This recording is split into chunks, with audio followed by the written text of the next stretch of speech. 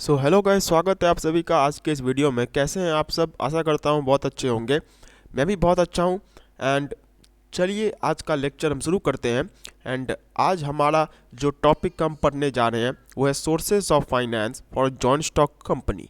अब इस चैप्टर का मैंने कल आपको बेसिक्स कराया था कि शेयर्स क्या होते हैं, जॉइंट स्टॉक कंपनी क्या होता है, किस तरीके से शेयर्स इशू किए जाते हैं। मैंने वो सब कुछ कल बता दिया था। आज हम अपने नोट्स के साथ जो पढ़ाई है वो शुरू करने वाले हैं। एंड वी आर मेनली आज जो हम बात करने वाले हैं वो है long term sources of funds के बारे में। Today we are basically going to talk about the long term sources of funds. अब कल हमने ये देखा था कि अगर हमें बिजनेस करना है, if we want to do business, then there are mainly the three types of business जिसके थ्रू हम बिजनेस कर सकते हैं। मतलब अगर हमें बिजनेस करना है तो हम तीन तरीकों से बिजनेस कर सकते हैं। एक होता है सोल प्रोप्राइटरशिप, एक होता है पार्टनरशिप एंड एक होता है joint stock company. Sole proprietorship मतलब कि एक ही जन मालिक है एंड एक ही जन उसका सब कुछ काम करेगा। प्रोप्राइट पार्टनरशिप का मतलब कि इसमें एक से ज़्यादा जन रहते हैं, दो से ज़्यादा लोग रहते हैं, मिनिमम दो या दो से ज़्यादा लोग रहते हैं जो कि मिल करके बिजनेस करते हैं। जॉइंट स्टॉक कंपनी का हमने समझ लिया था कि इसमें क्या होता है कि एक टोटल अमाउंट ऑफ मनी होता है जो कि बहुत सारे लोगों के द्वारा इन्वेस्ट किया रहता है। एंड वो जो टोटल पैसा होता है वो बहुत सारे टुकड़ों में बांटा रहता है। एंड वो जो हर एक टुकड़ा है उसी को हम लोग यहाँ पे बोलते हैं शेयर। ओके, सो हमें सोल प्रोप्राइटरशिप एंड पार्टनरशिप का पैसा कहाँ से आता है वो हमें जानने की ज़रूरत नहीं है, वो हमारे सिलेबस में नहीं है। हमें जिस चीज़ को लेकर के जानना है वो है ये joint stock company. What we need to understand is this joint stock company. तो मैं अगर बताऊं तो अगर हमें जॉइंट स्टॉक कंपनी के लिए पैसा चाहिए तो वो अगर हम टाइम पीरियड के हिसाब से बोले, so that can be mainly under two heads. If we are raising money for our joint stock company तो वो हो सकता है कि हम छोटे समय के लिए रेज कर रहे हो या फिर हम लंबे समय के लिए रेज कर रहे हो। मतलब जॉइंट स्टॉक कंपनी के लिए हो सकता है कि हमें शॉर्ट टर्म फाइनेंस चाहिए, शॉर्ट टर्म फाइनेंस, या फिर ये भी हो सकता है कि हमें अपने जॉइंट स्टॉक कंपनी के लिए लॉन्ग टर्म फाइनेंस चाहिए। अब short term and long term finance के बीच में क्या डिफरेंस होता है? शॉर्ट टर्म फाइनेंस मतलब वो फाइनेंस जो कि कुछ दिनों में इस्तेमाल होगा एंड वो उसी दिनों में यूज़ होकर के ख़त्म हो जाएगा। एंड लॉन्ग टर्म फाइनेंस का मतलब क्या होता है कि ये बहुत लंबे समय तक के लिए हमारे बिजनेस फर्म में रहता है। तो आज हम basically long term sources of finance से स्टार्ट करने वाले हैं। एंड आज का जो हमारा मेन दो टॉपिक्स रहने वाले हैं वो है equity shares and preference shares. यही दोनों से हम स्टार्ट करने वाले हैं। So let's begin the lecture. और सबसे पहले हम ये समझते हैं कि long term sources of finance क्या होता है। तो देखिए, long term sources of finance जैसा कि उसका नाम कह रहा है कि long term sources of finance का मतलब होता है वो सोर्स जहां से हम अपने बिजनेस में लंबे समय के लिए पैसा ला सकते हैं। Long term source of fund is a source from which the joint stock company can acquire funds for a longer time period. मतलब अगर हमें लंबे समय के लिए पैसा चाहिए तो वो हम जहाँ से लाएंगे वो हम long term sources of funds उसी को कहा जाता है। ओके, अब long term sources of funds में मेनली दो हेडिंग्स आते हैं, एक होता है शेयर एंड एक होता है डिवेंचर। अब अगर हमें अपने कंपनी में लंबे समय के लिए पैसा लाना है तो वो हम या तो शेयर के थ्रू लाते हैं या फिर हम डिवेंचर के थ्रू लाते हैं। तो शेयर क्या होता है ये हमें मालूम है कि कंपनी का जो टोटल कैपिटल होता है उसी का एक हिस्सा होता है। लेकिन डिवेंचर क्या होता है ये हम जैसे जैसे आगे बढ़ेंगे हम वैसे वैसे हम इसको जानेंगे। ओके, तो अब हम जो पहला टॉपिक जो कि हम अपना पढ़ने जा रहे हैं, अब तक ये तो मैंने बता दिया कि long term sources of finance क्या होते हैं। वो सोर्स जहाँ से हम अपने बिजनेस के लिए लंबे समय तक के लिए पैसा ला सकते हैं, वो सारे sources long term sources of funds कहलाते हैं। अब long term source of funds बोले तो उसमें क्या क्या आता है? तो उसमें सबसे पहले आता है इक्विटी शेयर्स, फिर उसके बाद आता है प्रेफरेंस शेयर्स, फिर उसके बाद आता है डिबेंचर्स, फिर उसके बाद आता है loans, long term loans, and इसके साथ साथ और भी बहुत सारी चीज़ें हैं जो कि यहाँ पे आती है। तो सबसे पहले हम पढ़ेंगे इक्विटी शेयर के बारे में। अब इक्विटी शेयर क्या होता है? अगर मैं इक्विटी शेयर के बारे में बात करूं तो ये हमारे कंपनी का जो टोटल कैपिटल होता है उस कैपिटल का एक हिस्सा होता है। Okay, this is a part of the total capital of the firm. मतलब ये अगर हमारा फर्म का टोटल कैपिटल है एंड हम इसे अगर तो बहुत सारे टुकड़ों में बांट दे तो हर एक टुकड़ा वो शेयर कहलाता है, एंड जो शेयर के बदले में हम अपने कंपनी का इक्विटी यानी कि कंपनी का जो मालिकाना होता है, the ownership of the company, वो देते हैं, उन कंपनीज को इक्विटी शेयर बोला जाता है। या फिर अब सिंपल लैंग्वेज में इक्विटी शेयर्स को नॉर्मल शेयर्स भी कहा जा सकता है। नॉर्मल लैंग्वेज में इक्विटी शेयर्स एंड शेयर्स जो होते हैं वो एक ही चीज़ होते हैं। ओके, सो इक्विटी शेयर्स क्या होता है ये समझ में आ गया कि वो एक ऐसा शेयर जिसके बदले में हम अपने कंपनी की ओनरशिप उसको खरीदने वाले को देते हैं, उसे हम इक्विटी शेयर कहते हैं। ठीक है, अब इक्विटी शेयर का अगर आप डेफिनेशन लिखने जाएंगे तो पहली बात तो ये पूछेगा नहीं कि what is equity share, but फिर भी अगर पूछ देता है तो हमें इसका यही लिखना है कि the equity share is a part of the total capital of the firm on the buying of which the firm gives an ownership to the equity share holder. यही हमारा इक्विटी शेयर होता है। मतलब एक ऐसा शेयर जिसको खरीदने पर जो भी उसे खरीदता है उसे हमारे कंपनी का एक ओनरशिप या फिर हमारे कंपनी का एक हिस्से का मालिक बना दिया जाता है। That is what we call equity share. अब इक्विटी शेयर के फीचर्स क्या हैं? तो सबसे पहला फीचर जो कि इक्विटी शेयर का है वो ये है कि इसमें कोई भी प्रेफरेंशियल राइट नहीं होता है। मतलब यहाँ पे आपको कुछ भी प्रेफरेंसेस नहीं मिलेंगे। किसके रिगार्डिंग? डिविडेंड के रिगार्डिंग या फिर कैपिटल के रिगार्डिंग। मतलब आपको डिविडेंड मिलेगा या नहीं मिलेगा, या फिर आपको कैपिटल मिलेगा या नहीं मिलेगा, ये टोटली फर्म के ऊपर में डिपेंड करता है। यहाँ पर कोई भी प्रेफरेंशियल राइट नहीं होता है कि हाँ भाई आपको डिविडेंड मिलेगा ही मिलेगा या फिर आपका जो कैपिटल है वो वापस कर ही दिया जाएगा। मैं इसको प्रेफरेंस शेयर्स के साथ समझाता हूँ। प्रेफरेंस शेयर्स के केस में क्या होता है कि अगर हम प्रेफरेंस शेयर्स किसी कंपनी के खरीदते हैं तो हमें कुछ अलग से preferences मिलते हैं। We get some preferences in extra and those preferences are basically related to dividend and repayment of capital. मतलब वो जो प्रेफरेंसेस होते हैं वो मेनली किसके रिगार्डिंग होते हैं? पहला तो ये कि वो जो प्रेफरेंसेस होते हैं वो डिविडेंड के पेमेंट के रिगार्डिंग होते हैं, एंड थर्ड ये कि वो कैपिटल के रीपेमेंट के रिगार्डिंग होते हैं। तो प्रेफरेंस शेयर्स में क्या होता है कि अगर आपने किसी कंपनी का प्रेफरेंस शेयर खरीदा हुआ है तो प्रेफरेंस शेयर खरीदने की वजह से आपको उस कंपनी का जो डिविडेंड है वो हर साल मिलेगा ही मिलेगा, एंड आपका जो कैपिटल है मतलब जितना पैसा आपने उस कंपनी में इन्वेस्ट करके रखा हुआ है वो भी पैसा आपको कुछ दिनों या फिर कुछ एक फिक्स टाइम के बाद मिल जाएगा। लेकिन इक्विटी शेयर में आपको डिविडेंड हो सकता है कि मिले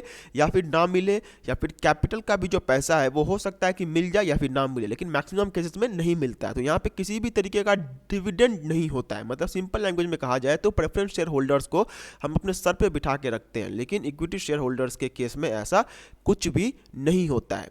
दूसरा ये है कि dividend on equity shares is paid after giving dividend on preference shares. जैसा कि मैंने कहा कि प्रेफरेंस शेयर्स मतलब उनके पास कोई प्रेफरेंसेस हैं, उनको सर पे बिठा के रखा है। तो जब भी डिविडेंड आएगा, जब भी ये डिविडेंड का लड्डू आएगा तो ये सबसे पहले प्रेफरेंस शेयर होल्डर्स को ही मिलेगा। उसके बाद अगर बच गया तो जा करके इक्विटी शेयर होल्डर्स को मिलेगा। सो डिविडेंड के रिगार्डिंग कोई हमारा मतलब कोई भी प्रायोरिटी हमें नहीं दी जाती है, एंड डिविडेंड अगर मिलता भी है तो वो प्रेफरेंस शेयर वालों को मिल जाने के बाद मिलता है। इसके बाद क्या है कि in case of winding up और dissolution of the company all the money due to equity share holders are paid at the last. मतलब जब कंपनी बंद हो रही होती है, when the company is closing down, तो उस समय क्या होता है कि जिन जिन लोगों ने कंपनी में पैसा लगाया था वो सारा पैसा उन्हें वापस कर दिया जाता है। लेकिन यहाँ पे भी इक्विटी शेयर होल्डर्स को जो पैसा है वो जब प्रेफरेंस शेयर वालों को मिल जाता है उसके उसके बाद मिलता है। The equity share holders get their money after the preference share holders receive their money. Okay, फिर है dividend is paid only when the firm earns profit और if decided by the owners. अब जैसा कि मैंने कहा कि इक्विटी शेयर्स में किसी भी तरीके का वहाँ पर प्रायोरिटी या फिर प्रेफरेंस नहीं होता है। तो यहाँ पे आपको डिविडेंड तभी मिलेगा जब कंपनी को प्रॉफिट हो रही है या फिर कंपनी जो है वो ये डिसाइड करती है कि हाँ हम अपने लोगों को हम अपने लोगों को डिविडेंड देंगे। हो सकता है कि आपके कंपनी का प्रॉफिट हो रहा हो लेकिन फिर भी आपको डिविडेंड ना मिले। तो इक्विटी शेयर होल्डर के केस में डिविडेंड के रिगार्डिंग किसी भी तरीके का प्रेफरेंस वहाँ पर नहीं होता है। आपको डिविडेंड तभी मिलेगा जब कंपनी प्रॉफिट अर्न करेगी एंड या फिर जब वो कंपनी के जो मेन मैनेजमेंट है वो चाहेगा। या फिर ये भी हो सकता है कि कंपनी को प्रॉफिट तो हुआ लेकिन फिर भी वो आपको डिविडेंड ना दे, तब भी आप उस केस में कुछ नहीं कर सकते। फिर है equity share holders have certain voting rights and also have control over the business. अब यही मेन रीज़न है कि लोग इक्विटी शेयर्स क्यों खरीदते हैं। लोग इक्विटी शेयर्स इसलिए खरीदते हैं क्योंकि इक्विटी शेयर्स खरीद के हमें उस कंपनी के अंदर में वोटिंग राइट्स या फिर कंपनी के अंदर में कंट्रोल या फिर पावर मिलती है। जब हम किसी कंपनी का इक्विटी शेयर खरीद लेते हैं तो हम उस कंपनी के मालिक बन जाते हैं एंड मालिक बन जाने की वजह से हमें उस कंपनी में वोटिंग राइट मतलब उस कंपनी का जो मेन बिजनेस ऑपरेशंस है उन मेन बिजनेस ऑपरेशंस में भाग लेने का मौका मिलता है एंड हमारा भी कुछ कंट्रोल होता है कंपनी के ऊपर में। मतलब कंपनी अगर कोई बहुत बड़ा काम कर रही है तो उसमें मेरा भी सहमति होना बहुत ज़रूरी है। Why? Because I am the owner of the company. तो मुझे यहाँ पर कुछ वोटिंग राइट्स भी मिलते हैं, मतलब मैं यहाँ पे अपना कंट्रोल एक्सरसाइज कर सकता हूँ। And equity share holders are the owners of the firm. जो इक्विटी शेयर होल्डर्स होते हैं वही फर्म के मेन मालिक होते हैं। एक फर्म का मेन मालिक कौन होता है? वहाँ का जो इक्विटी शेयर होल्डर होता है वही उस कंपनी का मेन मालिक होता है। So this is the features of equity shares कि इक्विटी शेयर्स में क्या क्या फीचर्स पाए जाते हैं। अब इसके बाद होता है कि इक्विटी शेयर्स का एडवांटेजेस क्या है। मतलब अगर हम इक्विटी शेयर्स इशू करें तो इससे एडवांटेज क्या हो जाता है। तो हमें सबसे पहले ये देखना होगा कि advantage what ever the advantage और डिसएडवांटेज वी आर सीइंग। मतलब फॉर एग्जांपल अगर हम एडवांटेज देख रहे हैं तो हमें एडवांटेज भी दो व्यू पॉइंट से देखना पड़ेगा कि इक्विटी शेयर कंपनी के लिए कैसे एडवांटेजियस होती है एंड इक्विटी शेयर जो है वो होल्डर के लिए कैसे एडवांटेजियस होती है। We have to see that how is the equity share advantageous to the company and how is the equity share advantageous to the holder. Same चीज़ डिसएडवांटेज के साथ भी है कि कैसे इक्विटी शेयर कंपनी के लिए डिसएडवांटेजियस होती है एंड कैसे कैसे होल्डर के लिए इक्विटी शेयर्स डिसएडवांटेजियस होती है। तो सबसे पहले हम यहाँ पर सबसे पहला पॉइंट जो कि हम कंपनी के व्यू पॉइंट से देखते हैं वो ये है कि नो बर्डन ऑन अर्निंग। मतलब अगर हम इक्विटी शेयर्स इशू कर देते हैं तो हमारे ऊपर में पैसा कमाने का कोई प्रेशर नहीं होता है। क्यों प्रेशर नहीं होता है? क्योंकि हम पैसा कमाएंगे किस लिए? Why are we going to earn money? हमें पैसा इसलिए कमाना होगा ताकि हम अपने इक्विटी शेयर होल्डर्स को उनका जो डिविडेंड है वो दे सके। बट क्योंकि इक्विटी शेयर्स के केस में डिविडेंड हर साल मिलेगा ही मिलेगा या फिर डिविडेंड देना कंपलसरी ही है, ऐसा कुछ भी नहीं होता है, तो कंपनी बिना डिविडेंड का फिक्र किए आराम से अपना काम कर सकती है। मतलब कंपनी को डिविडेंड का पैसा कमाने के लिए फोर्स होना नहीं पड़ता है। कंपनी के अंदर में ये प्रेशर नहीं रहता है कि मुझे जो है वो मुझे डिविडेंड के लिए पैसा कमा करके रखना है। तो इक्विटी शेयर्स जो है वो कंपनी के ऊपर में किसी भी तरीके का बर्डन नहीं डालती है कि हाँ आपको इतना पैसा डिविडेंड का पहले से रिजर्व करके रख लेना है। ये इक्विटी शेयर्स के केस में नहीं होता है, क्योंकि इक्विटी शेयर्स के केस में डिविडेंड देना ये कंपनी की मर्जी से होता है। कंपनी किसी भी ऑब्लिगेशन में नहीं होती है। कंपनी का मन हुआ तो वो डिविडेंड देगी एंड अगर कंपनी का मन नहीं हुआ तो वो डिविडेंड नहीं देगी। फिर इसके बाद होता है परमानेंट कैपिटल। परमानेंट कैपिटल का मतलब जो इक्विटी शेयर होता है उसका जो पैसा आता है वो कभी भी वापस नहीं किया जाता है। The money which we acquire by the issue of equity shares, that is not return, उस पैसे को वापस नहीं किया जाता है। तो वो जो पैसा है वो हमेशा हमारे बिजनेस फर्म में रह जाता है।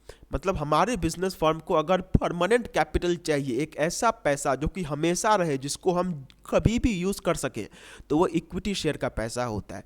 The money of the equity share is a capital which we can use as and when required. Equity share के कैपिटल में हमें कुछ भी सोचना नहीं पड़ता कि आज ये पैसा है, कल ये पैसा होगा या नहीं होगा। इक्विटी शेयर के केस में जो पैसा है वो होगा ही होगा, we don't need to worry about that. Equity share के पैसे के बारे में हमें सोचने की ज़रूरत नहीं पड़ती है, वो हमेशा हमारे पास रहता है एंड जब भी हम चाहे उसका यूज़ कर सकते हैं। ओके, फिर है स्मॉल नॉमिनल वैल्यू। मतलब इक्विटी शेयर्स जो होते हैं उनका जो मार्केट वैल्यू होता है वो बहुत कम होता है। इक्विटी शेयर्स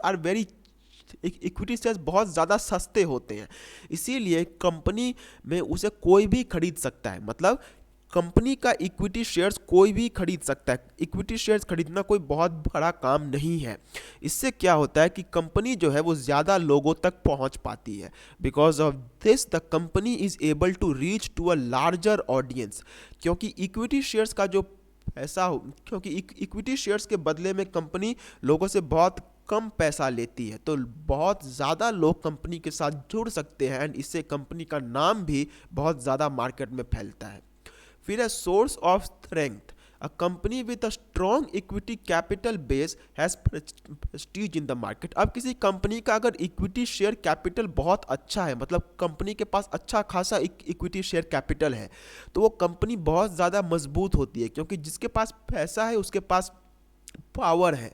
तो क्योंकि इक्विटी शेयर का पैसा हमें वापस नहीं करना पड़ता है, तो वो पैसा पहली बात तो हमारे बिजनेस में हमेशा रहता है। एंड अगर हमारे पास ये पैसा अच्छे अमाउंट्स में हो, मतलब हमारा अगर पैसा स्ट्रांग हो, तो इससे हमारे कंपनी को मार्केट में एक एडवांटेज मिलती है जो कि बाकी सभी कंपनीज को नहीं मिलती है। सो ये था हमारा सारा कंपनी के पॉइंट ऑफ व्यू से एडवांटेजेस कि कंपनी क्यों इक्विटी शेयर्स इशू करना पसंद करती है। अब इसके बाद जो ओनर के पॉइंट ऑफ व्यू से, मतलब एक नॉर्मल आदमी क्यों इक्विटी शेयर्स खरीदना चाहेगा, तो उसका सबसे पहला ये होता है कि गेन ऑफ ओनरशिप। मतलब जब भी हम किसी कंपनी का इक्विटी शेयर खरीदते हैं तो हम उस कंपनी के ओनर बन जाते हैं। मतलब we are the owners of that company, भले ही छोटे अमाउंट के लिए ही सही, लेकिन हम उस कंपनी के ओनर हैं। तो यही अपने में एक अलग बात हो जाती है, यही एक स्वाभिमान की बात हो जाती है। जैसे अगर रिलायंस कंपनी के मैंने शेयर्स खरीद के रखे हुए हैं, तो मैं बोल सकता हूँ, I can say that I am a owner of the Reliance company, मैं रिलायंस कंपनी का मालिक हूँ। लेकिन ये मेरे लिए कितनी गर्व की बात है कि मैं लोगों के सामने कह रहा हूँ कि मैं रिलायंस कंपनी का मालिक हूँ। भले ही मैं छोटे अमाउंट के लिए हूँ, लेकिन मैं हूँ तो सही। तो ये जो मालिकाना जो लोगों को मिलता है, इसकी वजह से भी इक्विटी शेयर को खरीदना लोग पसंद करते हैं। फिर है कंट्रोल ओवर द बिजनेस। अब देखिए, इक्विटी शेयर होल्डर जो होता है उसका कंपनी के ऊपर में कंट्रोल होता है, ये हम जानते हैं। We know that the equity share holder has the control over the business. तो ये कंट्रोल होना, यही एक बहुत बड़ा पावर होता है किसी के हाथ में। जब किसी को ये लगता है कि हाँ, इस बिजनेस के जो वर्किंग्स हैं, इस वर्किंग्स में मेरा कंट्रोल है, I have control over this business, so it is a very, तो उसके लिए एक बहुत प्राउड मोमेंट होता है। It is a very proud moment for the person when he gets to know that he has some control over the business. Equity share holder हो करके हमारे पास कंपनी का कंट्रोल होता है, हम उस कंपनी के ऊपर में अपना जो हक है वो दिखा सकते हैं। ओके, फिर है high rate of dividend provided by some companies. अब देखिए, इक्विटी शेयर्स में ऐसा नहीं है कि डिविडेंड नहीं ही मिलता हो, मैक्सिमम केसेस में मिलता ही है। लेकिन कुछ ऐसे भी केसेस होते हैं जहां पर इक्विटी शेयर्स में बहुत ज़्यादा डिविडेंड मिल जाता है, बहुत हाई डिविडेंड कुछ कंपनीज देती हैं, जबकि प्रेफरेंस शेयर्स के केस में ये नहीं होता है। प्रेफरेंस शेयर्स के केस में क्या है कि आपको एक फिक्स्ड अमाउंट ऑफ डिविडेंड हर साल दिया जाएगा, you will be given a fixed amount of dividend every year. But क्योंकि इक्विटी शेयर होल्डर के केस में ये जो हमारा डिविडेंड है, इसका कोई फिक्स अमाउंट नहीं रहता है, तो अगर ये बहुत ज़्यादा हो जाए तो हमारे लिए बहुत फ़ायदेमंद होता है। तो इसीलिए इक्विटी शेयर्स को लोग खरीदना पसंद करते हैं। ओके, फिर है the liability or expenses which a shareholder might have to pay is limited to the face value of the share। अब देखिए लिमिटेड लाइबिलिटी एक बहुत इंपॉर्टेंट पॉइंट है कि क्यों हम पार्टनरशिप एंड सोल प्रोप्राइटरशिप को नहीं करते। लिमिटेड लाइबिलिटी का मतलब क्या होता है कि अगर मैं किसी कंपनी का मालिक हूं तो उस कंपनी का अगर प्रॉफिट में मैं अपना हिस्सा ले रहा हूं तो मुझे उस कंपनी के लॉस में भी अपना हिस्सा लेना पड़ेगा। Means if I am taking the advantage of the profit, then I will also be required to suffer the loss। तो सोल प्रोप्राइटर एंड पार्टनरशिप के केस में क्या होता है कि आपका जो पार्टनरशिप या फिर आपका जो सोल प्रोप्राइटरशिप होता है, अगर उसमें कुछ भी नुकसान होता है तो उसकी भरपाई आपको अपने जेब से करनी होती है। लेकिन कंपनी के केस में ये नहीं होता है। कंपनी के केस में अगर कंपनी का नुकसान हुआ तो आपको तो अपने जेब से भरपाई करनी पड़ेगी, लेकिन वो पूरा अमाउंट आपको भरपाई करने की जरूरत नहीं है। You don't need to pay the whole amount. The only amount which you are required to pay, that is the amount to which you have contributed. For example, अगर ये रिलायंस कंपनी है, अगर रिलायंस कंपनी में मैंने 1,00,000 रुपए का शेयर खरीद के रखा है। For example, if I bought 1,00,000 rupees share from Reliance company, अगर मैंने रिलायंस कंपनी का 1,00,000 रुपए का जो शेयर है वो खरीद के रखा है। अब अगर रिलायंस कंपनी लॉस में जा रही है, if the Reliance company is in loss, so इस केस में मुझे अपने जेब से पैसा देना होगा।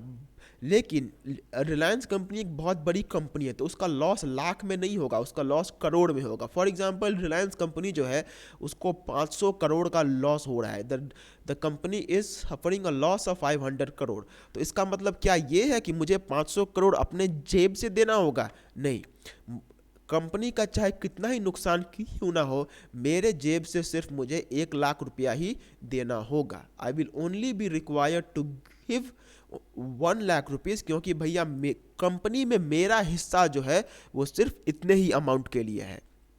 तो क्योंकि मेरा कंपनी का हिस्सा सिर्फ इतना ही अमाउंट का है तो मैं भी इतना तक का ही भरपाई अपने जेब से करूंगा। बाकी का पैसा खुद कंपनी भरेगी या फिर उसका जो होगा, I don't care about that.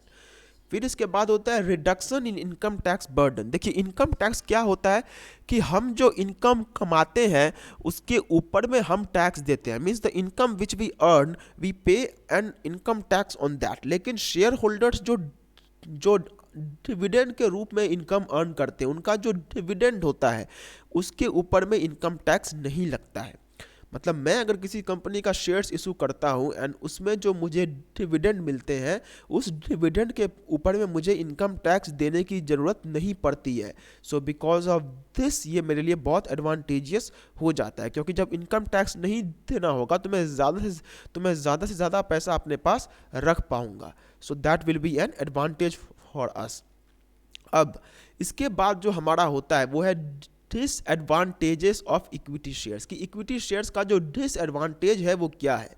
तो जैसा हमने एडवांटेज जो होता है वो दो तरीकों से पढ़ा था, एक होता है from the company's point of view and एक होता है from the owners point of view. In the same manner हम डिसएडवांटेजेस को भी कंपनी के पॉइंट ऑफ व्यू से भी पढ़ेंगे एंड ओनर के पॉइंट ऑफ व्यू से भी पढ़ेंगे। वी आर गोइंग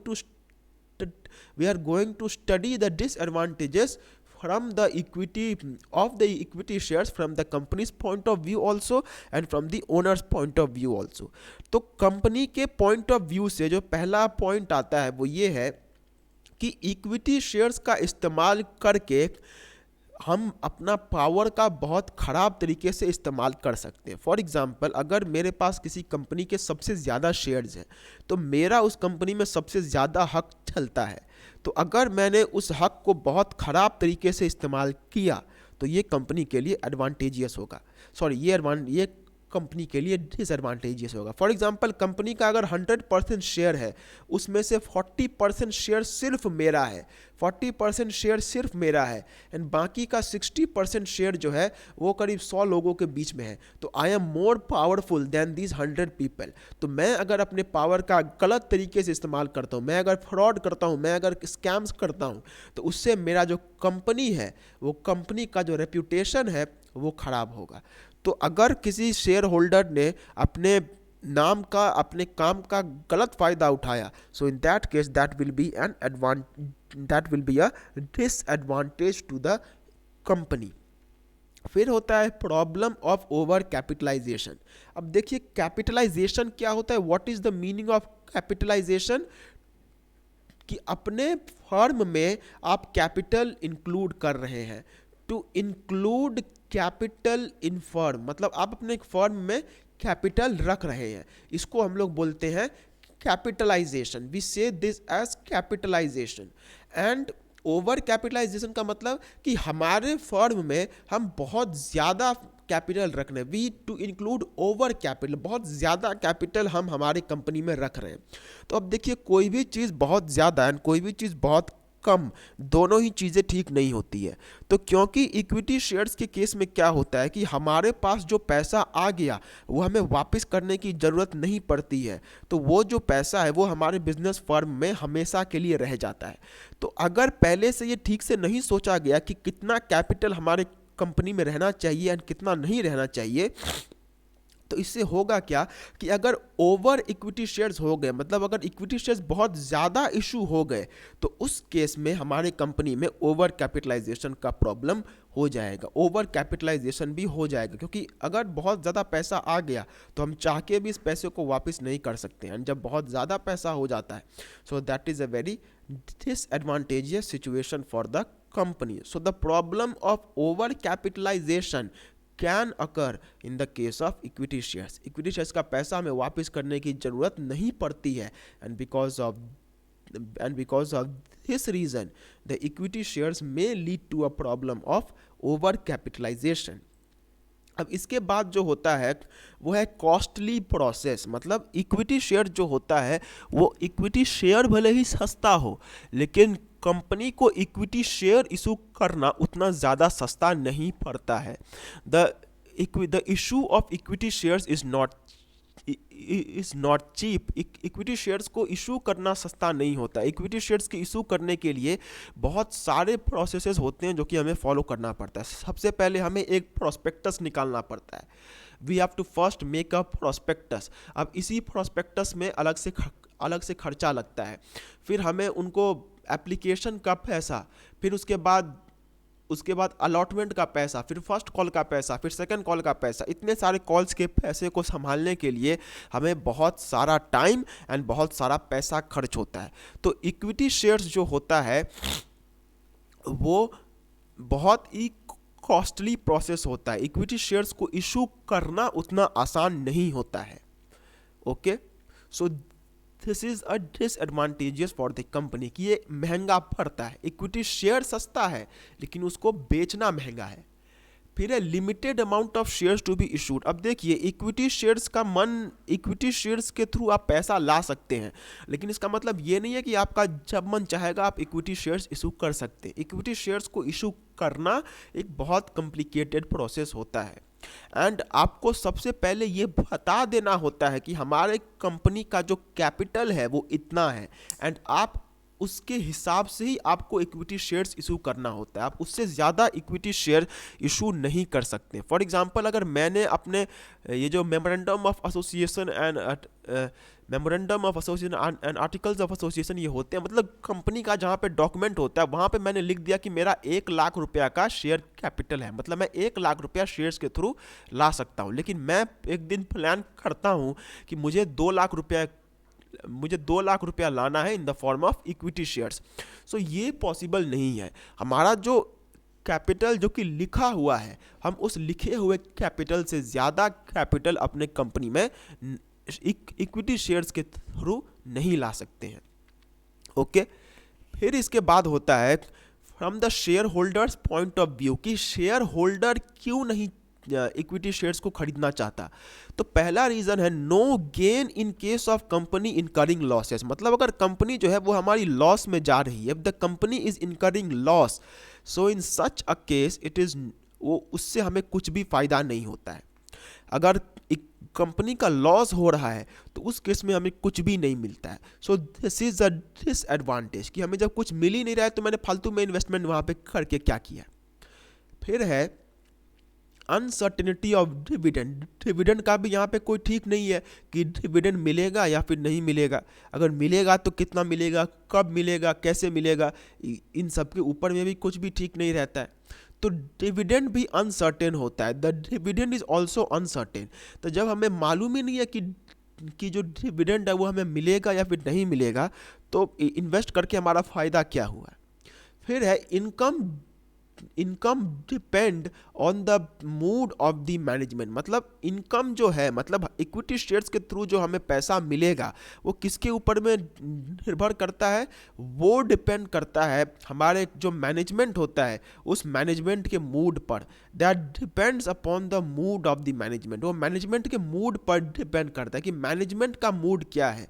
मैनेजमेंट चाहता है कि हमें डिविडेंड दे या फिर हमें चाहता है कि डिविडेंड ना दे।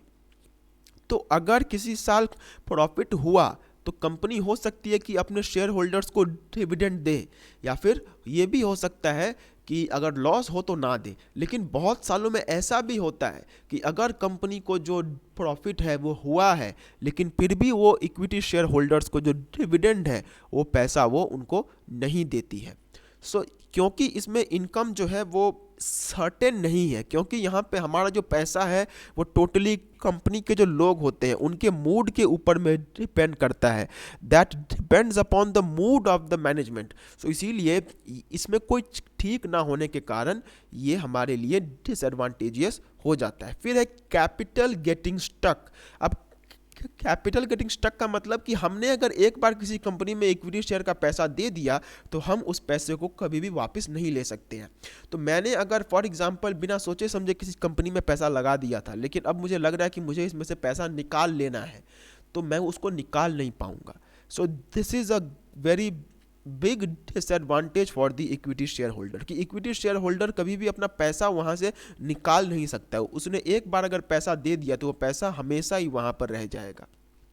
फिर है no preferential rights. Equity shares में किसी भी तरीके का प्रेफरेंशियल राइट्स नहीं होते हैं। ओके, अब आता है हमारा नेक्स्ट टॉपिक जो कि है प्रेफरेंस शेयर्स। अब प्रेफरेंस शेयर्स क्या होता है, ये भी एक तरीके का शेयर ही होता है। Share are mainly of two types, एक होता है इक्विटी शेयर एंड एक होता है प्रेफरेंस शेयर्स। अब ये जो इक्विटी शेयर होता है ये हमने कर लिया। अब प्रेफरेंस शेयर क्या होता है, प्रेफरेंस शेयर एक ऐसा शेयर होता है जिसके बदले में हमें कंपनी में किसी भी तरीके का वोटिंग राइट नहीं मिलता है, लेकिन यहाँ पे कुछ हमें अलग तरीके के एडवांटेजेस मिलते हैं। What are preference right? What are preference shares? Preference shares are certain shares in exchange of which we do not get a voting right in the company. हम कंपनी के ओनरशिप तो हमें कंपनी का ownership है वो तो नहीं मिलता है, लेकिन हमें कुछ अलग से प्रेफरेंसेस मिलते हैं एंड उसी को हम लोग कहते हैं प्रेफरेंस शेयर्स। तो what is preference shares? These are shares, preference shares का मतलब ऐसा शेयर जहां पे नो ओनरशिप, यहाँ पे किसी भी तरीके का ओनरशिप हमें नहीं मिलता है, बट यहाँ पे कुछ प्रेफरेंस राइट्स मिलते हैं। यहाँ पे कुछ प्रेफरेंस राइट्स मिलते हैं, we get some preference rights and what are those rights? हो सकता है कि हमें डिविडेंड के रिगार्डिंग प्रेफरेंस राइट्स मिले या फिर हमें कैपिटल के रिगार्डिंग कुछ राइट्स मिले। तो प्रेफरेंस शेयर्स एक ऐसा शेयर होता है, ये भी इक्विटी शेयर जैसा ही होता है, लेकिन यहाँ पर हमें किसी भी तरीके का ओनरशिप नहीं मिलता है, लेकिन कुछ प्रेफरेंसेस जरूर हमें यहाँ पे मिल जाते हैं। ओके,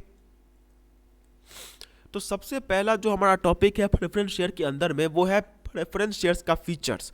तो सबसे पहला फीचर तो ऑब्वियसली यही होगा कि इसमें कुछ प्रिविलेजेस एंड प्रेफरेंशियल राइट्स होते हैं, जैसे डिविडेंड एंड कैपिटल के रिगार्डिंग। मतलब कैपिटल एंड डिविडेंड के रिगार्डिंग हमारे पास कुछ सर्टेन राइट्स होते हैं। We have certain rights regarding the dividend and capital. हमारे पास कैपिटल एंड डिविडेंड के रिगार्डिंग कुछ राइट्स होते हैं कि सबसे पहले डिविडेंड हमें ही मिलेगा, सबसे पहले कैपिटल का रीपेमेंट भी हमें ही मिलेगा एंड हमें हर साल मिलेगा ही मिलेगा। मतलब हमारा जो डिविडेंड है वो हर साल मिलेगा ही मिलेगा एंड जो ये होता है, मतलब जो कैपिटल होता है वो भी हमें वापस कर दिया जाएगा। ओके, नेक्स्ट पॉइंट जो कि वही पॉइंट है कि इसमें जो डिविडेंड होता है प्रेफरेंस शेयर्स के ऊपर में, वो हर साल सबसे पहले एंड एक फिक्स्ड रेट में दिया जाता है। The dividend on equity shares is given every year on a fixed rate and before the payment to equity share holder. Equity share holder को पैसा देने से पहले ही हमें प्रेफरेंस शेयर के ऊपर में पैसा मिल जाता है। ओके, फिर है in case of the dissolution of the firm the preference share holders get their capital refunded first and before equity share holders getting their capital refunded. अब यहाँ पे सेम है कि डिविडेंड भी हमें मिलेगा ही मिलेगा एंड सबसे पहले मिलेगा, एंड प्रेफरेंस शेयर्स के केस में हमारा जो कैपिटल रीपेमेंट है वो भी हमें मिलेगा ही मिलेगा एंड वो भी सबसे पहले मिलेगा। ओके, एंड जो लास्ट पॉइंट है वो ये है कि प्रेफरेंस शेयर्स में किसी भी तरीके का वोटिंग राइट्स नहीं होता है। मतलब हमारा जो वोटिंग राइट्स है यहाँ पे हमें वोटिंग राइट्स नहीं मिलता है, हमारा किसी भी तरीके का कंट्रोल यहाँ पर नहीं होता है। अब इसके बाद होता है टाइप्स ऑफ प्रेफरेंस शेयर्स। मतलब प्रेफरेंस शेयर्स कितने टाइप्स के होते हैं। तो प्रेफरेंस शेयर जो होता है वो सबसे पहला जो हमारा है वो है, एक सेकेंड,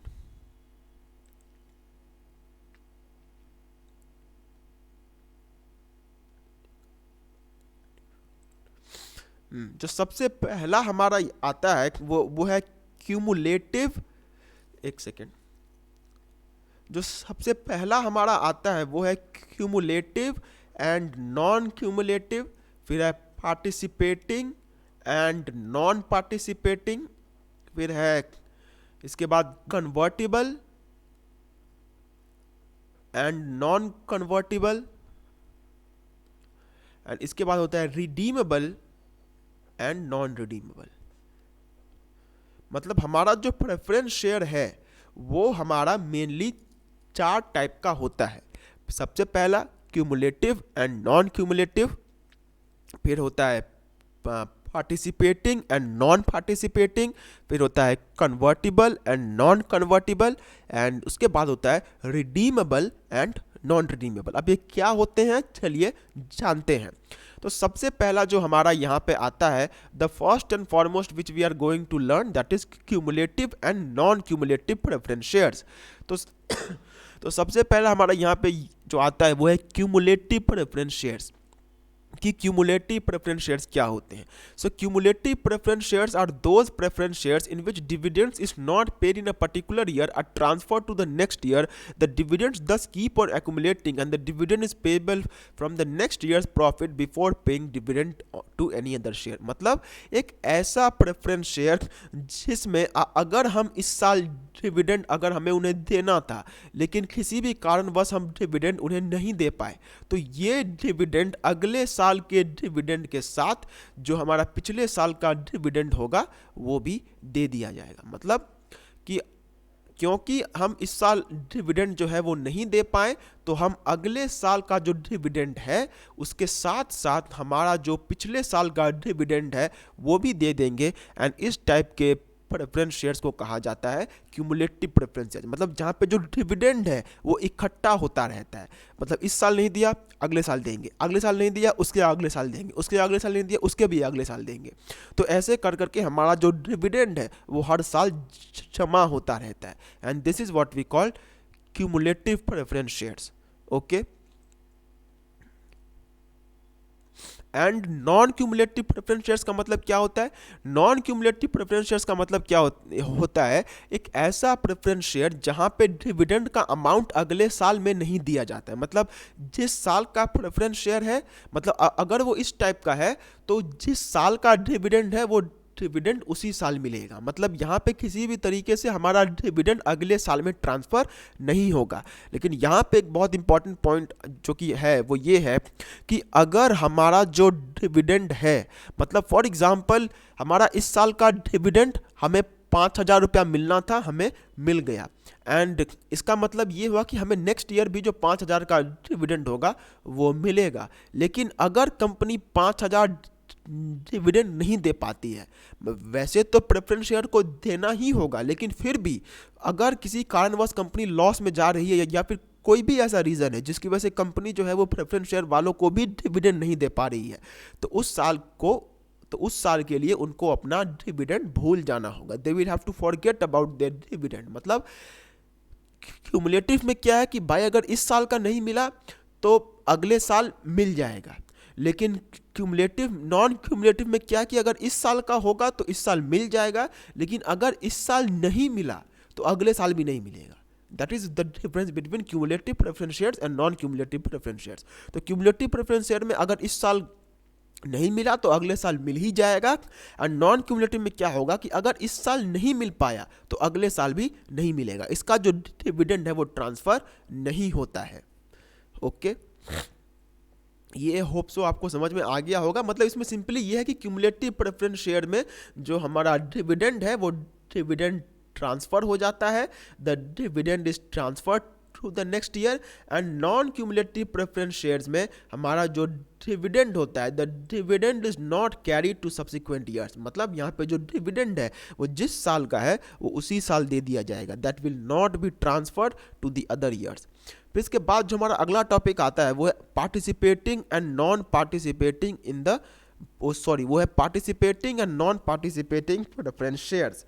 अब देखिए, are those preference shares which are entitled to share in the profit after giving dividends to equity and preference share holder. अब देखिए, हम जानते हैं कि अगर कंपनी जो है वो बहुत ज़्यादा प्रॉफिट अर्न करती है, if the company is earning lots of profits, तो इसका मतलब क्या हो गया कि अगर कंपनी सबको सबका पैसा दे भी देती है, if the company gives each and every person his share of money, फिर भी अगर कंपनी के पास अच्छा खासा पैसा बाकी रह जाता है, तो अगर पार्टिसिपेटिंग प्रेफरेंस शेयर होगा तो उस केस में उसे इस हिस्से में से भी थोड़ा बहुत मिल सकता है। मतलब हर किसी को पैसा दे देने के बाद भी अगर कुछ पैसा बाकी रह जाता है तो वो पैसा मिल सकता है अगर वो preference share participating preference share होगा। मतलब if the preference share is a participating preference share, then if a surplus amount या फिर जिसको हम लोग बोनस बोलते हैं वो मिल सकता है। लेकिन इसका देने का कोई रूल नहीं है, क्योंकि प्रेफरेंस शेयर मतलब उतना पैसा ही अगले साल मिलेगा, ना एक भी रुपया ज़्यादा ना एक भी रुपया कम। लेकिन हो सकता है कि अगर कंपनी को बहुत ज़्यादा प्रॉफिट हुआ हो तो इन दैट केस वो उतना पैसा दे सकती है। तो ये होता है पार्टिसिपेटिंग प्रेफरेंस शेयर्स के केस में। एंड नॉन पार्टिसिपेटिंग मतलब इसका ठीक उल्टा, कि अगर हमारा जो पैसा है अगर कुछ भी एक्स्ट्रा अमाउंट बाकी रहता है तो एक्स्ट्रा अमाउंट चाहे कितना भी बाकी क्यों ना रहे, उसमें से हमें थोड़ा भी अमाउंट नहीं मिलेगा। We won't get any kind of money. मतलब जितना मिलता है सिर्फ उतना लो और घर जाओ, थोड़ा सा भी एक्स्ट्रा पैसा यहाँ पर आपको नहीं मिलेगा। ओके, फिर है convertible and non convertible debentures. मतलब कन्वर्टिबल डिवेंचर्स मतलब वो डिवेंचर्स कन्वर्टिबल प्रेफरेंस शेयर्स मतलब वो प्रेफरेंस शेयर्स जिसको कि बाद में चल के इक्विटी शेयर्स में कन्वर्ट किया जा सकता है। Yes, it is possible. अगर आप बाद में चाहें तो अपनी प्रेफरेंस शेयर्स को इक्विटी शेयर्स में कन्वर्ट करवा सकते हैं।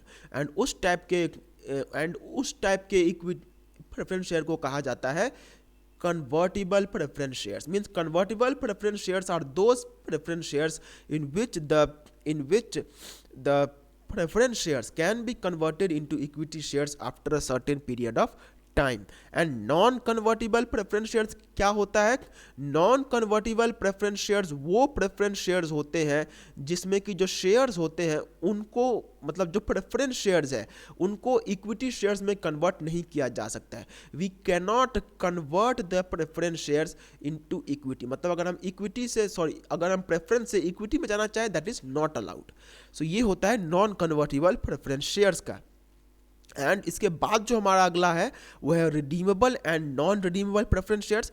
तो रिडीमेबल प्रेफरेंस शेयर्स का मतलब क्या होता है कि जिन शेयर्स का पैसा एक पर्टिकुलर टाइम पीरियड के बाद वापस हो जाएगा, जिन प्रेफरेंस शेयर्स का पैसा एक पर्टिकुलर टाइम पीरियड के पास वापस कर दिया जाएगा उनको हम लोग बोलते हैं रिडीमेबल प्रेफरेंस शेयर्स। एंड जिन शेयर्स का पैसा कंपनी के बारे में कभी भी वापस नहीं करती है, या फिर जब कंपनी डिसोल्यूशन के टाइम पे ही वापस करती है, उस टाइप के प्रेफरेंस शेयर्स को बोला जाता है नॉन रिडीमेबल प्रेफरेंस शेयर्स। मतलब रिडीमेबल प्रेफरेंस शेयर्स क्या होते हैं? वो ऐसे शेयर्स होते हैं जिनका पैसा हमें एक पर्टिकुलर टाइम पीरियड के बाद मिल ही जाएगा, लेकिन नॉन रिडीमेबल प्रेफरेंस शेयर्स का पैसा हमें कभी भी नहीं मिलता है। बट ये थियोरेटिकली ही पॉसिबल है। प्रैक्टिकल लाइफ में क्या है कि हमारा जो कंपनी होता है, हमारा कंपनी को सब कुछ इस कंपनी लॉ का मान के चलना पड़ता है। Our company has to follow each and everything which is related to this company law.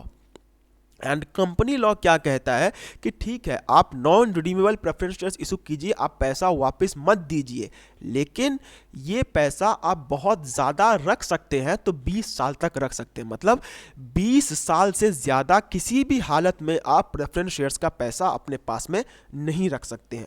तो अगर प्रैक्टिकल लाइफ में देखा जाए तो प्रैक्टिकल लाइफ में हमारे इंडिया में जो basically non redeemable preference shares जैसा कोई चीज़ यहाँ पर होता ही नहीं है। क्यों? क्योंकि ऐसा प्रेफरेंस शेयर्स जो कि जिसका पैसा कभी भी वापस ना हो, वो इशू हो ही नहीं सकता है।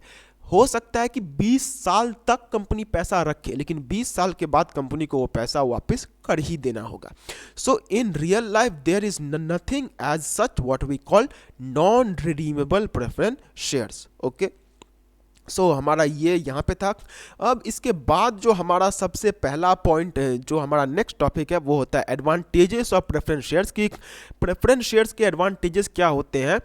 अब मैं इसको आज ही के क्लास में करवाऊंगा, भले ही आज का जो लेक्चर है वो थोड़ा सा लंबा ही क्यों ना हो जाए, लेकिन मैंने आपको पहले भी कहा था कि हम यहाँ पर पूरे साल भर की पढ़ाई जो है वो 40-45 दिन में करने जा रहे हैं। तो भैया अगर पूरे साल का पढ़ाई 45 दिन में करना है तो थोड़ा तो एफर्ट्स एक्स्ट्रा देना ही होगा। ओके, सो चलिए शुरू करते हैं अपना अगला टॉपिक, जो कि है एडवांटेजेस ऑफ प्रेफरेंस शेयर्स की। प्रेफरेंस शेयर्स के क्या फ़ायदे होते हैं। तो जैसे हमने इक्विटी शेयर्स का जो एडवांटेजेस होता है, वो एडवांटेजेस हमने दोनों के व्यू पॉइंट से देखा था, from the company and from the holder.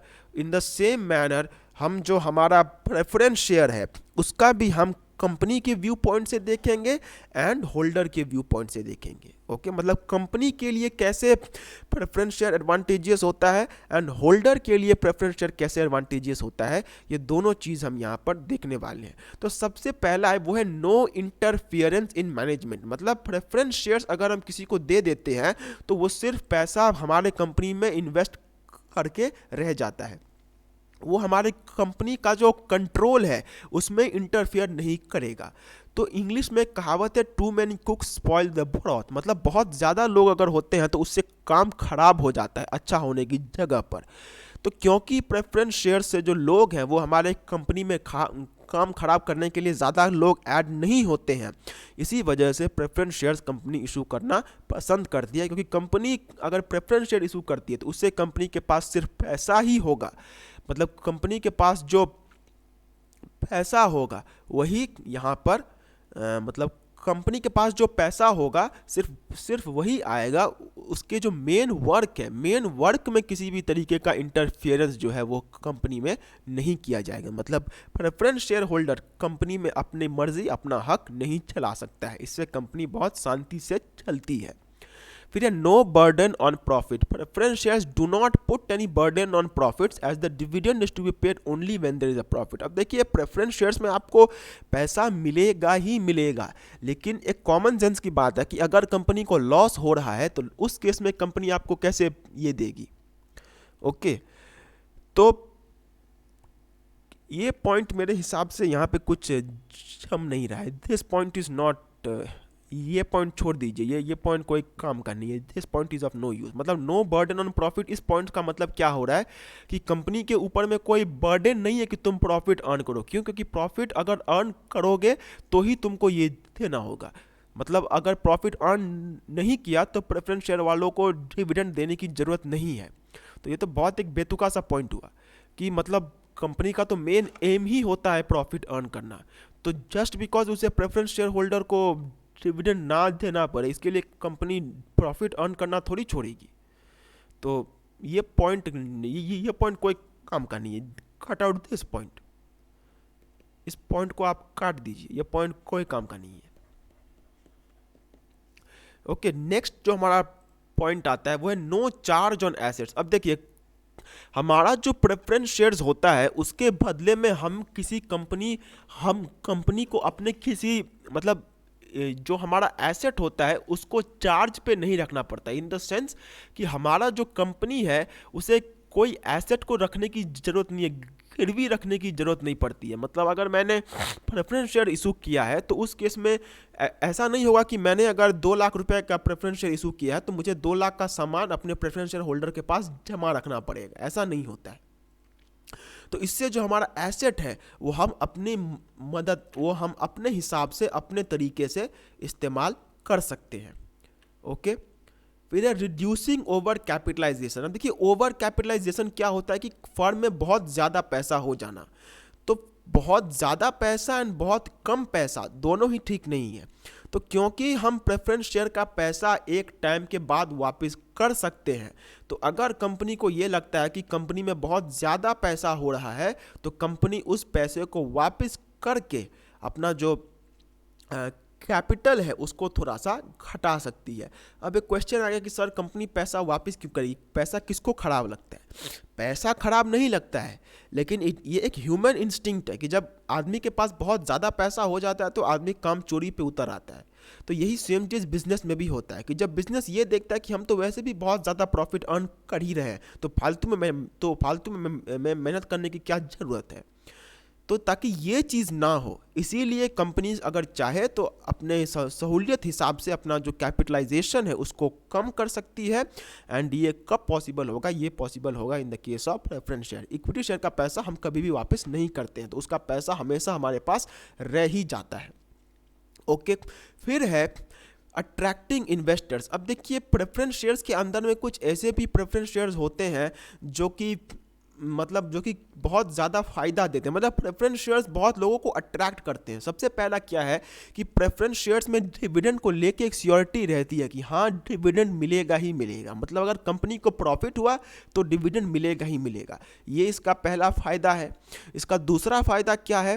इसका दूसरा फ़ायदा ये है कि अगर हमारा कंपनी जो है वो बैंकरप्ट हो चुका है तो उस केस में हमें अपना पैसा मिल ही जाएगा, ये इसका दूसरा फ़ायदा है। तीसरा फ़ायदा क्या है कि कुछ प्रेफरेंस शेयर जैसे जो पार्टिसिपेटिंग प्रेफरेंस शेयर्स होते हैं, पार्टिसिपेटिंग प्रेफरेंस शेयर्स के केस में क्या होता है, उस केस में अगर कंपनी के पास बहुत ज़्यादा पैसा बाकी रह जाता है तो उस पैसे में से भी हमें कुछ हिस्सा मिल जाता है।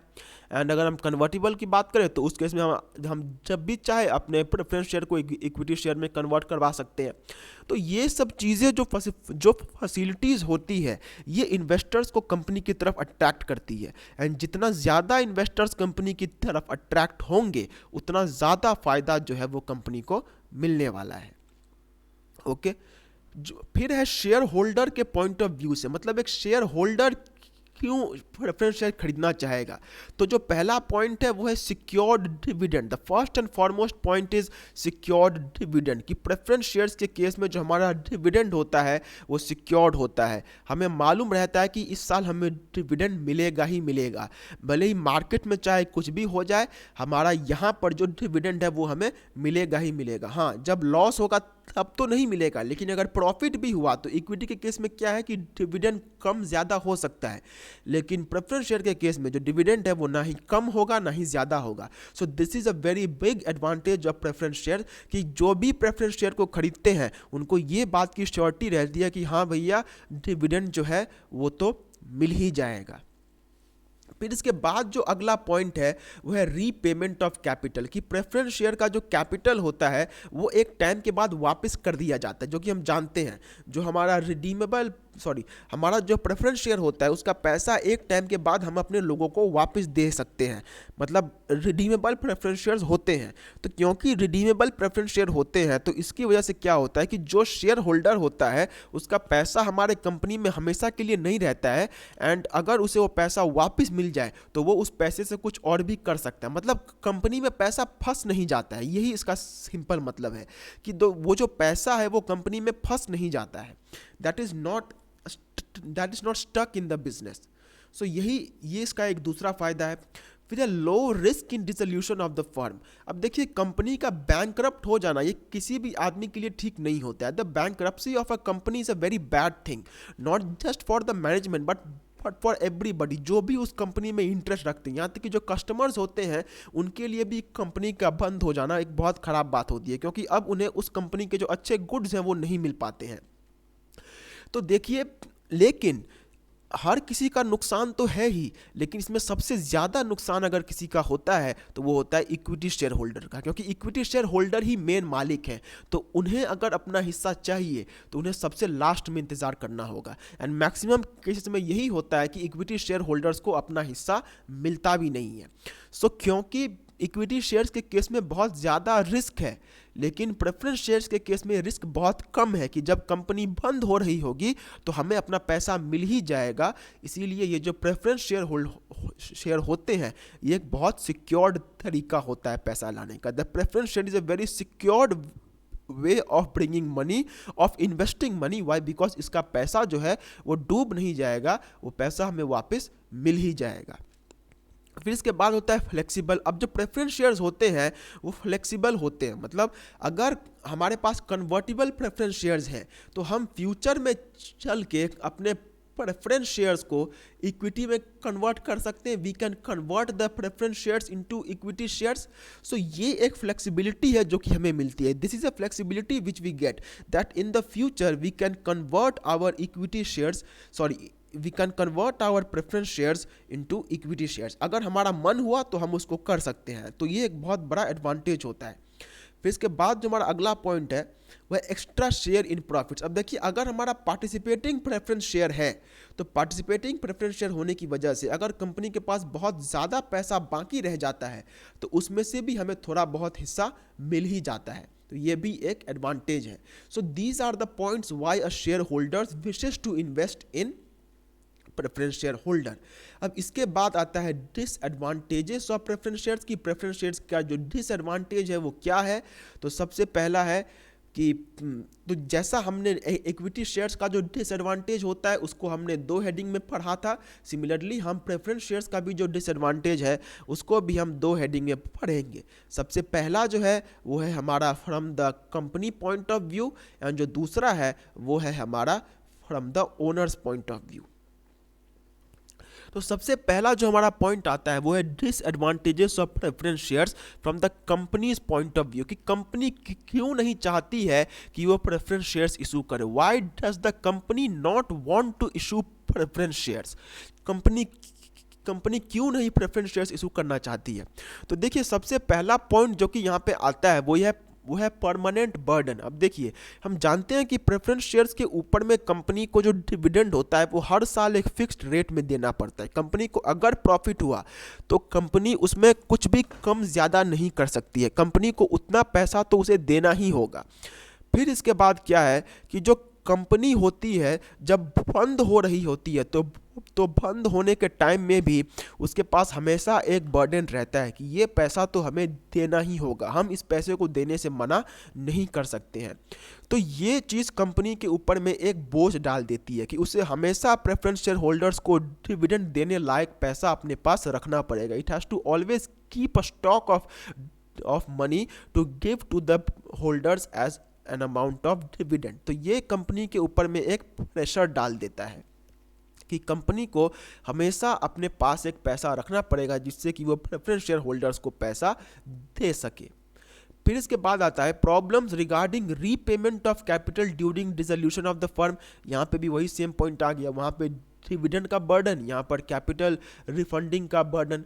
जब कंपनी बंद हो रही होती है, when the company is closing down, then in such cases सबसे पहले जो पैसा होता है वो प्रेफरेंस शेयर होल्डर्स को ही दिया जाता है। एंड क्योंकि ये पैसा प्रेफरेंस शेयर होल्डर्स को देना ही देना है, कंपनी इसको मना नहीं कर सकती है, तो ये भी कंपनी के ऊपर में बहुत ज़्यादा बर्डन जो है वो दे देती है। फिर जो हमारा नेक्स्ट पॉइंट जो कि इक्विटी शेयर के जैसा ही है वो है कॉस्टली मार्केट। कॉस्टली मार्केट मतलब जो प्रेफरेंस शेयर होता है उसको इशू करना भी महंगा होता है, and in comparison to equity share ये और भी ज़्यादा होता है। Means this is more as compare to equity shares. Equity shares भी महंगा है लेकिन इक्विटी शेयर से भी ज़्यादा महंगा प्रेफरेंस शेयर होता है। क्यों?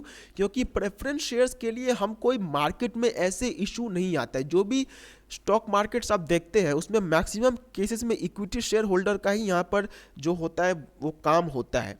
तो प्रेफरेंस शेयर्स के थ्रू पैसा लाने के लिए हमें लोग ढूंढने पड़ते हैं एंड ये काफ़ी महंगा प्रोसेस हो जाता है। ठीक है, प्रेफरेंस शेयर्स के थ्रू पैसा लाना इक्विटी शेयर्स के थ्रू पैसा लाने से भी ज़्यादा महंगा हो जाता है। फिर है लिमिटेड मार्केट। अब देखिए, हम जानते हैं कि प्रेफरेंस शेयर्स में भले ही जो हमारा डिविडेंड है वो फिक्स मिलेगा, जो कैपिटल रीपेमेंट है वो भी मिल जाएगा, लेकिन एक इन्वेस्टर जो होता है वो सिर्फ यही दोनों चीज़ें नहीं देखता है। कि एक इन्वेस्टर जो होता है वो ये भी देखता है कि जो कंपनी है उसमें मुझे कोई पावर मिल रहा है या फिर नहीं मिल रहा है। Am I getting some power और am I not getting any kind of power. मुझे कुछ पावर मिली भी है या फिर नहीं मिली है। तो अगर किसी ओनर का ये सोचना है कि मुझे प्रेफरेंस शेयर खरीद के भी किसी भी तरीके का पावर नहीं मिलता है, तो वो प्रेफरेंस शेयर्स होल्डर्स को नहीं खरीदेगा। क्योंकि जब उसे कोई पावर ही नहीं मिलेगी तो वो प्रेफरेंस शेयर को खरीद के क्या करेगा। So because of this reason ये जो प्रेफरेंस शेयर होता है इसको बहुत लोग खरीदना नहीं चाहते हैं। द रीज़न बीइंग कि वो नहीं चाहते कि मतलब उनको ओनरशिप चाहिए होती है, लेकिन ये ओनरशिप मिलना इतना आसान नहीं होता है। फिर इसके बाद जो हमारा नेक्स्ट पॉइंट है वो है from the share holders point of view. ये सारे पॉइंट्स थे कि कंपनी ही क्यों नहीं चाहती कि वो प्रेफरेंस शेयर्स को इशू करे, लेकिन अब जो पॉइंट्स आएगा वो ये होगा कि शेयर होल्डर ही क्यों नहीं प्रेफरेंस शेयर्स को खरीदना चाहता है। Why the share holder not wants to buy. तो सबसे पहला रीज़न है वो ये है कि किसी भी तरीके का कंट्रोल जो है वो हमें बिजनेस के ऊपर में नहीं मिलता है। जब अगर फॉर एग्जांपल कोई इन्वेस्टर है जो कि ये चाहता है कि भाई मुझे डिविडेंड से मतलब नहीं है, मुझे किसी भी चीज़ से मतलब नहीं है, मुझे बस पैसों से मुझे बस कंपनी में ओनरशिप मिलने से मतलब है, तो उसके लिए प्रेफरेंस शेयर होल्डर किसी भी काम का नहीं है।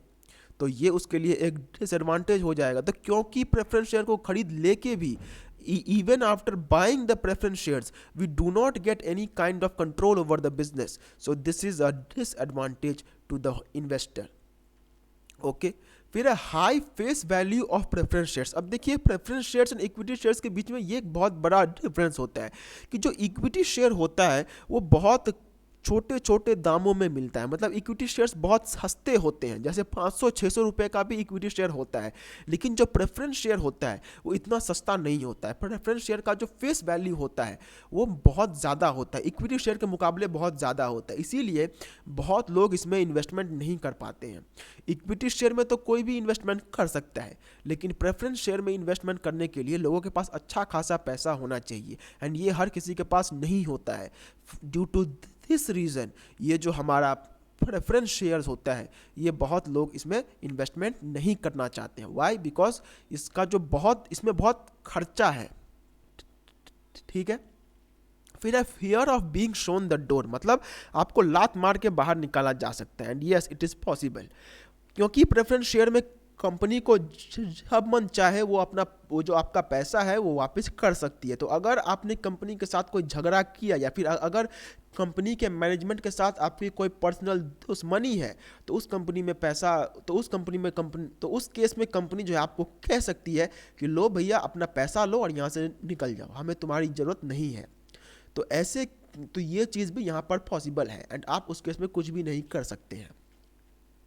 ओके, एंड मैक्सिमम केसेस में यही होता है कि प्रेफरेंस शेयर्स को जो मेनली इशू किया जाता है वो इसीलिए इशू किया जाता है कि प्रेफरेंस शेयर्स का जो लोभ होता है वो लोभ दिखाकर बहुत सारे इन्वेस्टर्स हमारी कंपनी में पैसा इन्वेस्ट करें, एंड जैसे ही वो पैसा इन्वेस्ट कर लेंगे ठीक वैसे ही हम उन्हें अपने कंपनी से बाहर निकाल देंगे। सो ये चीज़ यहाँ पर होता है। तो fear of being shown the door, मतलब कंपनी जो होती है वो आपको धक्के मार के बाहर निकाल सकती है, एंड ये चीज़ यहाँ पर बहुत ज़्यादा होता है।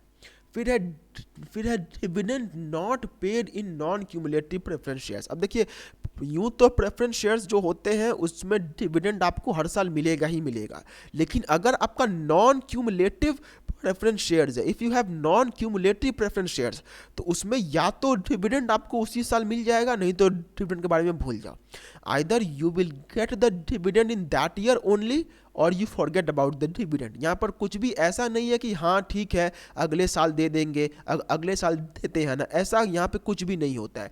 अगर आपको डिविडेंड चाहिए तो वो आपको उसी साल में मिल जाएगा, एंड अगर नहीं मिला तो भैया डिविडेंड के बारे में भूल जाओ। तो नॉन क्यूमुलेटिव प्रेफरेंस शेयर अगर किसी के पास है तो उसके लिए प्रेफरेंस शेयर एक डिविडेंड एक डिसएडवांटेज हो जाता है। फिर है नो कैपिटल अप्रिसिएशन। अब देखिए कंपनी जो होती है, फॉर ये मैं कि एक एग्जांपल के साथ ये मैं आपको एक एग्जांपल के साथ बताता हूँ। For example company, for example क्या हो रहा है आज मेरे को समझ में नहीं आ रहा है, जस्ट अ सेकेंड गाइस।